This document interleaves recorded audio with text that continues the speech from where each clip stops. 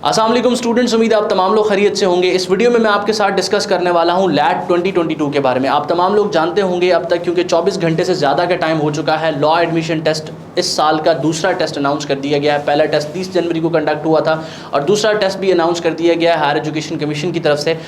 ये टेस्ट जो है वो इसमें अप्लाई करने की लास्ट डेट 25 अप्रैल है और ये जो है वो 15 मई तक कंडक्ट हो जाएगा। इसका मतलब आपके पास तकरीबन 1 महीने से ज़्यादा का वक्त है, आप अपने आप को इस टेस्ट के लिए प्रिपेयर कर सकते हैं। तो सबसे पहली चीज़ जो स्टूडेंट को यहाँ पर कंफ्यूज करेगी और उसके जहन में आएगा और क्वेश्चंस पूछे भी जा रहे हैं कि वो लैट के लिए अप्लाई कैसे कर सकते हैं। आप etc.hec.gov.pk की वेबसाइट पे जाके लैट के लिए अप्लाई कर सकते हैं। डिस्क्रिप्शन में एक वीडियो मौजूद है जिसमें स्टेप बाय स्टेप गाइड किया गया है कि आप किस तरह से लैट के लिए अप्लाई कर सकते हैं।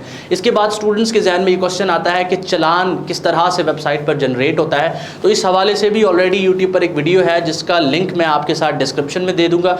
आप उस वीडियो को देख के जो है वो चालान के बारे में भी इंफॉर्मेशन ले सकते हैं। तो अप्लाई करने का प्रोसीजर इस तरह का सिंपल है कि आप बजाय इसके कि किसी कंप्यूटर शॉप पर जाएं या किसी और पर्सन को कहें कि वो आपको अप्लाई करके दे, आप अपने मोबाइल फ़ोन से या अपने कंप्यूटर से एक इंटरनेट कनेक्शन के साथ इसको अप्लाई कर सकते हैं। कुछ ज़्यादा डिफिकल्ट नहीं है। इसके साथ इसकी एलिजिबिलिटी क्राइटेरिया के बारे में पूछा जाता है तो वो तमाम स्टूडेंट्स जो सेकेंड ईयर के एग्जाम्स दे चुके हैं, सेकेंड ईयर के एग्जाम्स देने के बाद अपने रिजल्ट का वेट कर रहे हैं, सेकेंड ईयर के एग्जाम्स देने के बाद रिजल्ट भी हासिल कर चुके हैं, या वो सेकेंड ईयर में जो स्टूडेंट्स हैं और पेपर देने वाले हैं, वो तमाम जो है वो इस टेस्ट के लिए एलिजिबल हैं। आप तमाम लोग इस टेस्ट में अप्लाई कर सकते हैं।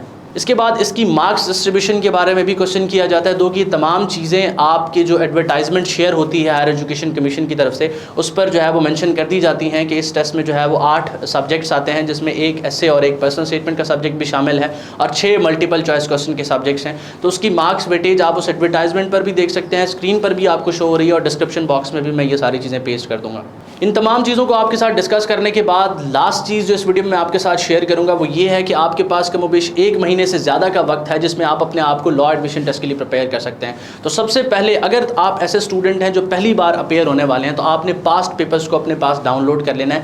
पास्ट पेपर्स का लिंक भी मैं डिस्क्रिप्शन में दे दूंगा, क्योंकि इस प्लेटफॉर्म पर तमाम की तमाम वो चीज़ें मौजूद हैं जो कि आपको असिस्ट करेंगी आपकी प्रिपरेशन में। तो आपने सिंपली पास्ट पेपर्स को डाउनलोड करना है। पास्ट पेपर्स को डाउनलोड करने के बाद आपने देखना है कि किस लेवल पर ये क्वेश्चन आ रहे हैं। अगर तो पास्ट पेपर्स को देखने के बाद आपको ऐसा लगता है कि आपको ये टेस्ट जो है वो इतना मुश्किल जो है वो आपके लिए नहीं क्रिएट करेगा, तो उस अकॉर्डिंग आपने अपनी प्रिपरेशन स्टार्ट करनी है। और फॉर एग्जांपल आपको जो सेक्शंस मुश्किल लगते हैं, डेफिनेटली बात है कुछ स्टूडेंट्स जब इस पास पेपर्स को डाउनलोड करेंगे तो जनरल नॉलेज का सेक्शन, पाकिस्तान स्टडीज़ का सेक्शन और इंग्लिश का सेक्शन उनके लिए मुश्किलात क्रिएट करेगा।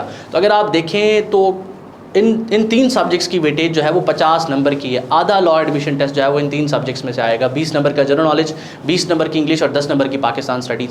तो आपने फिर अपने पास एक स्केड्यूल बनाना है कि जिन सब्जेक्ट्स की मार्क्स वेटेज ज़्यादा है लॉ एडमिशन टेस्ट के अंदर, आपने सबसे पहले उनको प्रिपेयर करना स्टार्ट करना है और वो सब्जेक्ट्स उठाने हैं जो आपके वीक हैं।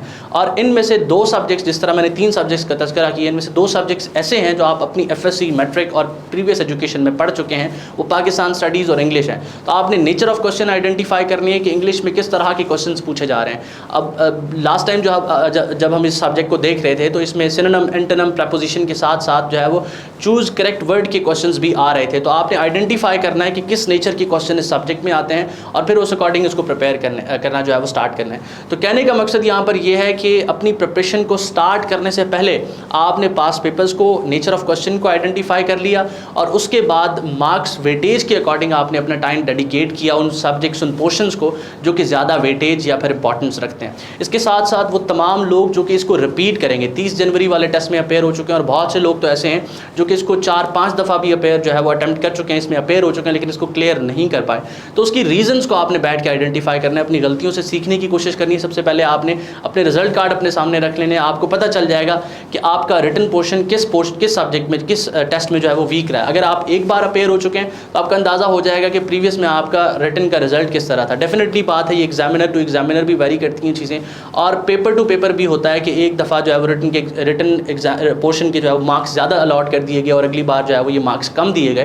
तो आपने इन चीज़ों को आइडेंटिफाई करना है। अगर आप इसको रिपीट कर रहे हैं और वो तमाम पोर्शंस जो कि लैट के अंदर आपको डिफ़िकल्ट लगे थे, सबसे पहले उनको प्रिपेयर करना स्टार्ट करना है।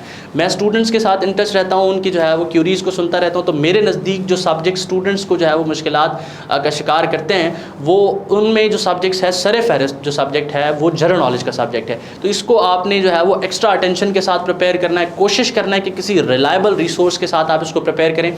इस हवाले से जनरल नॉलेज का कोर्स भी हम जो है वो ऑफ़र कर रहे हैं, अगर आप उसको ज्वाइन करना चाहें तो आप उसको भी ज्वाइन करके अपने आप को प्रिपेयर कर सकते हैं, या किसी और रिसोर्स पर जो है वो रिलाई करना चाह रहे हैं तो फिर कोशिश करें कि उस रिसोर्स को क्रॉस चेक करें कि आया इस रिसोर्स से जिससे आप पढ़ रहे हैं इस तरह के इस नेचर के क्वेश्चन पेपर में आते भी रहे हैं या नहीं। तो उम्मीद करता हूं कि आज का वीडियो आपके लिए मुफीद रहा होगा। किसी किस्म का कोई सवाल आपके जहन में आप मुझसे पूछ सकते हैं, स्क्रीन पर मौजूद व्हाट्सएप नंबर पर अपनी क्यूरीज़ जो है वो शेयर कर सकते हैं। डिस्क्रिप्शन में तमाम चीज़ों का लिंक जिनका तज़किरा मैं आपके साथ कर चुका हूँ मौजूद है। कमेंट सेक्शन में भी आप अपनी क्यूरीज़ या सजेशन हमारे लिए पेश कर सकते हैं। अपना बहुत सारा ख्याल रखिएगा, दुआ में मुझे और मेरी टीम को ज़रूर याद रखिएगा। अल्लाह हाफ़िज़।